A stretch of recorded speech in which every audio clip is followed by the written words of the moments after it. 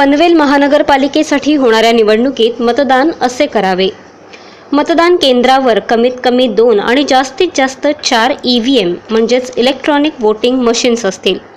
तुम्हाला मतदान एकूण 4 म्हणजेच अ जागा, ब जागा, क जागा आणि ड जागेसाठी करणे आवश्यक आहे.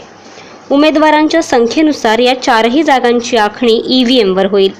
कदाचित या 4ही जागा 2 EVMवर आखल्या जाऊ शकतात. प्रत्येक मशीनवर उमेदवाराचे नाव आणि निवडणूक चिन्ह असेल. अ जागेसमोरील भाजपाचे कमळाचे बटण दाबा. ब जागेसाठी कमळासमोरील बटण दाबा. क जागेसाठी कमळासमोरील बटण दाबा आणि ड जागेसाठीही कमळासमोरीलच बटण दाबा. मतदान करण्यापूर्वी नीट विचार करा, कारण तुमचं मत खूप महत्त्वाचं आहे. त्यांनी तुमचं भविष्य घडणार आहे.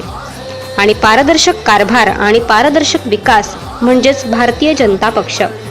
म्हणूनच तुमचे मत भाजपला, तुमचे मत पारदर्शक कारभाराला.